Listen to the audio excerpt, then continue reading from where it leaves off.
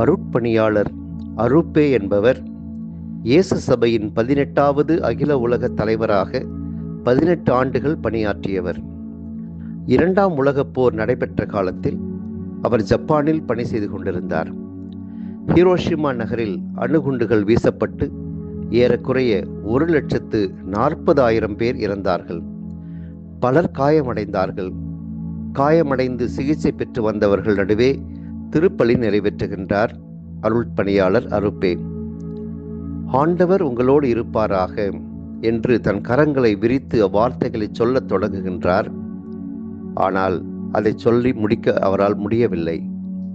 எப்படி அவ்வார்த்தைகளை காயமடைந்து வலியில் துடித்துக் கொண்டிருக்கின்றவர்கள் நடுவில் சொல்ல முடியும் என்று அவர் எண்ணுகிறார். ஒரு வழியாக திருப்பலியை நிறைவேற்றுகின்றார். அவர்களுக்கு நற்கருணை வழங்குகின்றார்.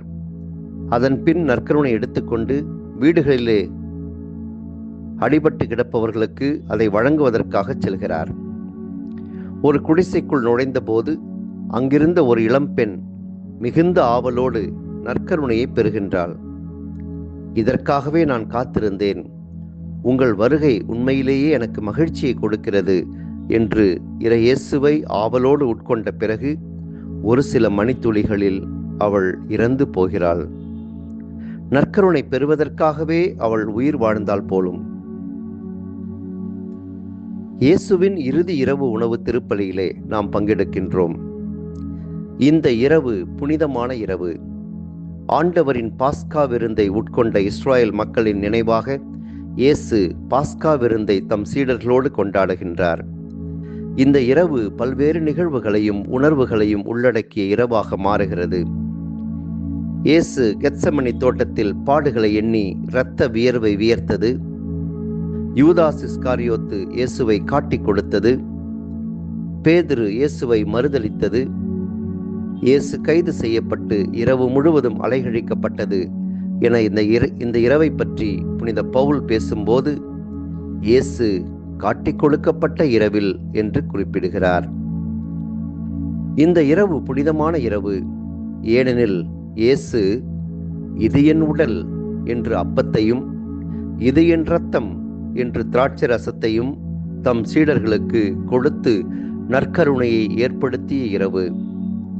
சீடர்களின் பாதங்களை கழுவி பணிவிடையையும் சேவையையும் கற்றுக் கொடுத்த இரவு. இதை என் நினைவாகச் செய்யுங்கள் என்று கூறி குருத்துவத்தை ஏற்படுத்திய இரவு. நான் உங்களை அன்பு செய்தது போல நீங்களும் ஒருவர் மற்றவரை அன்பு செய்யுங்கள் என்று அன்பு கட்டளையை கொடுத்த இரவு. இவை அனைத்தையும் இன்று நினைவுகூர்ந்து கொண்டாடி மகிழ்கின்ற உன்னதமான விழா இயேசுவின் இறுதி இரவு உணவு பெருவிழா. குருத்துவத்தின் மாண்பை எடுத்து எம்பும் இவ்விழாவில் குருக்களின் குருத்துவத்தின் முக்கியத்துவத்தை உணர்ந்து வாழ அழைக்கப்படுகிறோம். குருக்கள் இல்லை என்றால் திருப்பலி இல்லை, நற்கருணை இல்லை, அருள் அடையாளங்கள் இல்லை. ஒரு மனிதனின் பிறப்பு முதல் இறப்பு வரை குருவானவரின் பங்கு அளவிடற்கரியது. குருத்துவத்தின் மாண்பை போற்றுவோம். ஆன்ம உணவாகிய நற்கருணையின் சிறப்பை உணர்ந்து அதை தகுதியோடு உட்கொள்வோம். தகுதியில்லாமல் உட்கொண்டால் என்ன ஆகும்? இயேசு நற்கருணையை ஏற்படுத்தி முதலாக அதை யூதாஸ் இஸ்காரியோத்துக்கு வழங்கினார். அதை பெற்ற அவனிடத்தில் எவ்வித நேர்மறை மாற்றமும் ஏற்படவில்லை. இயேசு இதயத்திற்குள் நுழைவதற்கு பதிலாக அழகையே நுழைந்தான். அன்பு கட்டளையை அகிலம் முழுவதும் வாழ்வாக்குவோம்.